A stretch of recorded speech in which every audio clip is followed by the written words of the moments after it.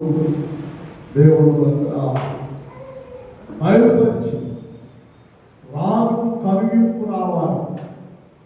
రాజుకి ఏం కలగాలి? కనువిప్పు కలగాలి. రాజు యొక్క అహంకారంతో ఉన్నాడు. జీవము కలిగిన దేవుని పట్ల నిర్లక్ష్య స్వభావంతో ఉన్నాడు.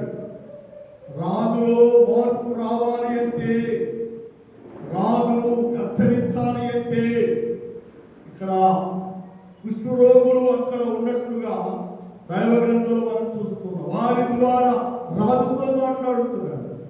ఈరోజు లోక సంబంధమైన కుష్ఠవ్యాధులు కలిగినటువంటి మనుషులు మనకు కనబడుతూ ఉంటారు. వారిని చూసి మనం అసహించుకుంటాం. వారిని చూసి మనం దూరంగా వెళ్ళిపోతాం. వాళ్ళకి ఏదైనా దాన ధర్మం చేయవలసి వస్తే మంచి ఎత్తులు పెట్టి అలా వేస్తా ఉంటాం. అంటే ఏంటి? ఆ కుస్తు మనకు అంటుకునిద్దాము, మనకు సోకిద్దాము భయం. పిల్లగా రాజుగారు కుష్ఠరోగులను బయట పెట్టాడు. ఊరు పాడను వెడపొచ్చాడు. వారు మరణాపాయంలో ఉన్నారు, మరణించడానికి సిద్ధంగా ఉన్నారు. కానీ ఏలియా ద్వారా దేవుడి కార్యం జరిగించడానికి రాజుతో మాట్లాడుతున్నారు. దేవునికి స్తోత్రం, హల్లెలూయా. అందుకని మధ్య రాసిన సువార్తలో, ఒక రాసిన సువార్తలు మనం గమనం చేస్తే 10 మంది కుష్ఠరోగులు ఊరు వెలుపల ఉన్నారు, ఊరు పాడెములు పెట్టున్నారు. ప్రేరణ ఇంటి వారు వారికి వెలివేస్తారు, భార్య వెలివేసి, బిడ్డలు వెలివేస్తారు. వారిని గ్రామములకు రానివ్వట్లేదు. ఊరి వెలుపల ఉన్నప్పుడు యేసుక్రీస్తు వారు యూదయ సమరయ పట్టణాల్లో సంచరించి సువార్త ప్రయాణిస్తున్నప్పుడు ఆ 10 మంది యేసుక్రీస్తు వారి వద్దకు వచ్చారు. తటస్థించారు. వాళ్ళు కూడా మేము ఈ రోగముతో బాధపడుతున్నాం, ఈ రోగముతో మరణాపాయంలో ఉన్నాం, మరణించే స్థితిలో ఉండిపోయాం. ఊరు మమ్మల్ని రానివ్వట్లే, గ్రామం మమ్మల్ని రానివ్వట్లే, భార్య బిడ్డలు మమ్మల్ని రానివ్వట్లే, మమ్మల్ని వెలివేశారు. మమ్మల్ని ఏం చేయమంటావయ్యా? మా బ్రతికిందేనా? నేను ఇలాగ బ్రతకాల్సిందేనా? ఇలా ఊరికి బయట జీవించవలసిందేనా అని యేసుక్రీస్తు వారు అడిగినప్పుడు యేసయ్య చెప్పిన మాట శ్రేష్టమైన మాట ఏం తెలుసా? ఈరోజే బయలుదేరండి. ఎదురున్న గ్రామంలో బాలకుడు ఉన్నాడు, సేవకుడు ఉన్నాడు, మాస్టర్ గారు ఉన్నాడు. ఆయన దగ్గరికి వెళ్ళండి, మిమ్మల్ని మీరు కనపరుచుకోండి, మిమ్మల్ని మీరు పరిచయం చేసుకోండి అని యేసుక్రీస్తు వారి వారితో చెప్పాడు. ఈ 10 మంది కుష్ఠరోగులు ఎదురున్న గ్రామానికి వెళ్ళారు. బాలకుని సేవకుని పాస్టర్ కలిశారు, వందనాలు చెప్పారు, ఆయన ప్రార్థన చేశారు. 10 మంది శుద్ధులైపోయారు. 10 మంది కుష్ఠరోగాన్ని పోగొట్టుకుపోయింది. 10 మందిలో ఉన్నటువంటి జబ్బు నయమైపోయింది. వారి రూపము మారిపోయింది, వారి ఆకారము మారిపోయింది, వారి స్వరూపాలు మారిపోయాయి. అంతకుముందైతే చిన్న చిన్న ఏళ్ళు కొరుకుపోయి చిన్న చిన్న మొండాలుగా ఉండే ఏళ్ళు, కాళ్ళు ఏళ్ళు కూడా కొరుకు తినేసి మొండాలుగా ఉండిపోయింది. పిల్లల వారి ముక్కు ఆ యొక్క కుష్ఠరోగంతో తినేసేసింది. వారి రూపం ఆకారం అంతా కోల్పోయారు. కానీ యేసుక్రీస్తు వారితో వారితో మాట్లాడిన తర్వాత, వారు ఎదురున్నటువంటి సంఘానికి వెళ్ళిన తర్వాత, బాలకుడు చూపించిన తర్వాత, బాలకుడు వారి కొరకు ప్రార్థన చేసిన తర్వాత 10 మంది శుద్ధులైపోయారు. 10 మంది బాగుపడ్డారు. ఆకారం, స్వరూపాన్ని, రూపం మంచి రూపం వచ్చేసింది. మొదటి ఏ రూపం ఉందో ఆ రూపాన్ని వారి వల్ల కలిగిన వారిగా ఉన్నారు. దేవునికి స్తోత్రం, హల్లెలూయా, హల్లెలూయా. కోపం రాగానే మనోడికి ఎవరు గుర్తొచ్చారు?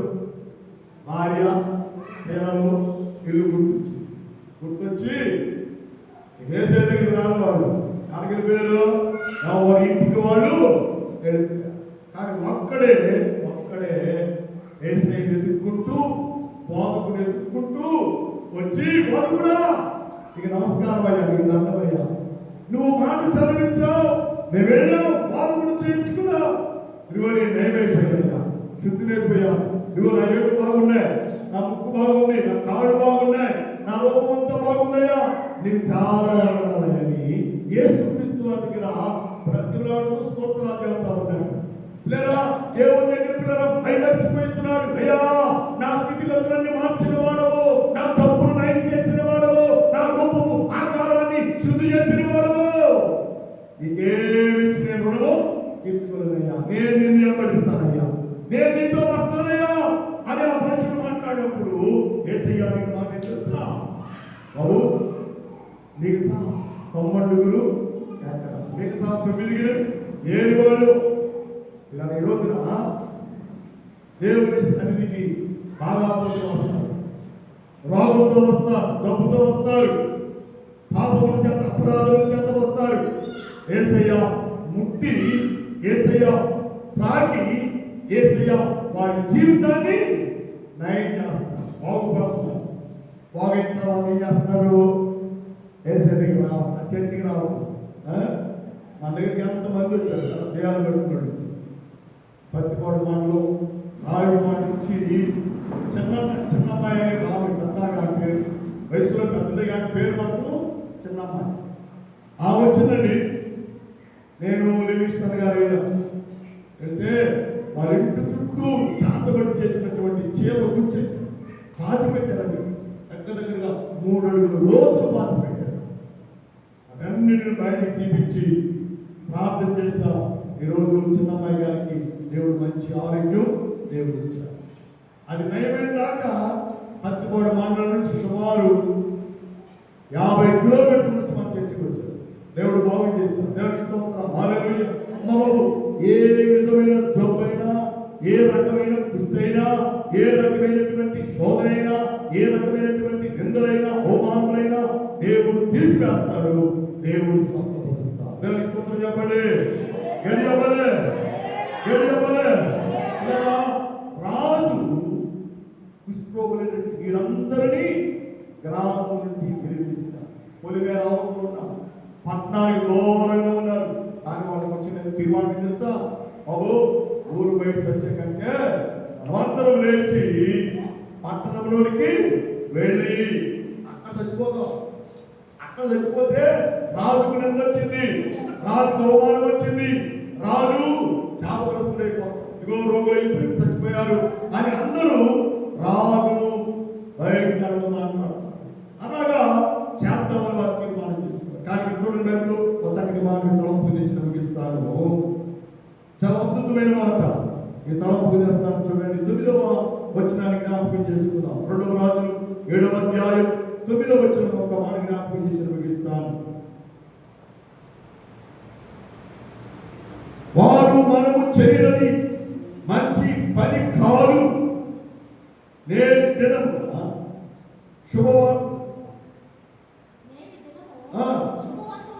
శుభవర్తముగా గల దినము మనము ఊరకున్న నేల తెల్లవారు వరకు మనము ఇచ్చట ఉండిన ఎడల ఏదైనా ఒక అపాయం మనకు సంభవించునని కనుక మనము వెళ్ళి రాజు ఇంటి వారితో ఈ సంగతి చెప్పుదాము రండని ఒకరితో ఒకరు చెప్పుకున్నారు. హల్లెలూయా. మనం చచ్చిపోతున్నాం, మన వ్యాధి, మన జబ్బు మనల్ని మరణానికి తీసుకెళ్ళిపోతా ఉంది.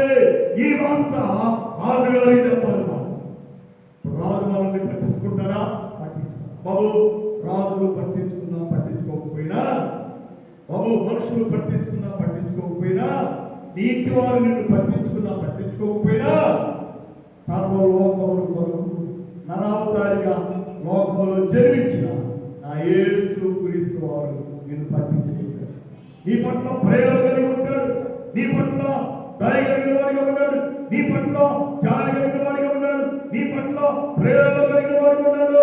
ఎలాంటి జబ్బైనా, ఎలాంటి వ్యాధైనా, ఎలాంటి కుష్ఠరోగమైనా నా యేసు క్రీస్తు వారు ముట్టి స్వస్థపరుస్తాడు. దేవునికి స్తోత్రం చెప్పండి. యేసు క్రీస్తు వారు భూమి మీద జీవించిన దినాల్లో కొండ మీద ప్రసంగం చేస్తూ ఉన్నాడు. ఎక్కడ చేస్తున్నాడు చెప్పండి? ఎక్కడ? కొండ మీద ప్రసంగం చేస్తూ ఉన్నాడు. కొండ మీద ప్రసంగం చేస్తూ ఉంటే అందరూ ఒక రోజు అయిపోయింది, 2 రోజులు అయిపోయింది, అలాగా దేవుని నాకు వింటూ ఉన్నారు. ఆహారం మర్చిపోయారు, నీళ్ళు తాగడం మర్చిపోయారు. ఎవరి 1, 2 కూడా అవన్నీ మర్చిపోయారు. అలాగే కూర్చొని దేవుని మాటలు వింటూ ఉన్నారు. దేవుని మాటలు వింటూ ఉన్నారు.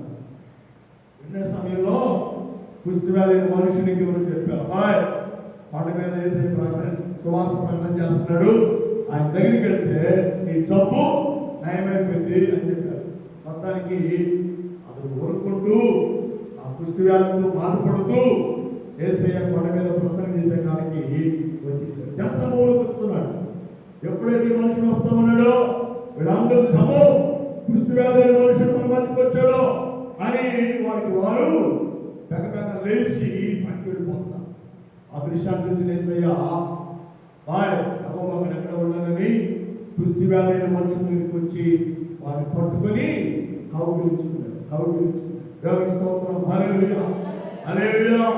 కుష్టి వ్యాధి మనుషులు అంటాడయ్యా, నా జబ్బు భయంకరమైంది, నా వ్యాధి భయంకరమైంది, నన్ను ముట్టవద్దని కేకలు వేస్తున్నాడు. యేసయ్య అన్నాడు, లేదు నేను నిన్ను బాగు చేయాలి, ఈ రోగం నీ నుండి దూరం కావాలి, నీ కుష్టి రోగం నీ నుండి పోవాలి, నీవు మంచి ఆకారం కలిగినటువంటి వ్యక్తిగా, మంచి రూపం కలిగినటువంటి వ్యక్తిగా, నా కుమారుడిగా నీవు మార్చబడాలి అంటే నేను నిన్ను ముట్టుకోవాలని యేసయ్య వెళ్ళి అతని గట్టిగా కౌగిలించుకున్నాడు. నన్ను చెప్పబడండి, నన్ను గట్టిగా కౌగిలించుకొని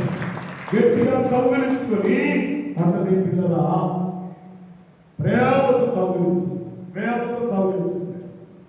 యేసయ్య అతని కౌగుల నుండి విడిపించగానే అతని రూపం, ఆకారం, స్వరూపం అంతా మారిపోయింది. దేవుడు స్వస్థపరిచాడు, దేవుడు ఆరోగ్యం ఇచ్చాడు. సహోదరి, శరీర సంబంధమైన కుష్ఠరోగం నీకు ఉందో లేదో తెలియదు, కానీ పాప సంబంధమైన కుష్ఠరోగం నిన్ను అంటాడుతా ఉంది. పాప సంబంధమైన కుష్ఠు నిన్ను పట్టి పీడిస్తూ ఉంది. అది కుల సంబంధమైన కుష్ఠ, అది ఆచార సంబంధమైన కుష్ఠ, అది అలవాటు సంబంధమైన కుష్ఠ, శరీర సంబంధమైన కుష్ఠ, అది ఏదైనా సరే నా యేసయ్య నిన్ను ముట్టి స్వస్థపరిచి ఆరోగ్యం ఇస్తాడు. హల్లెలూయా. నా యేసయ్య నిన్ను ముట్టి బాగు చేస్తాడు.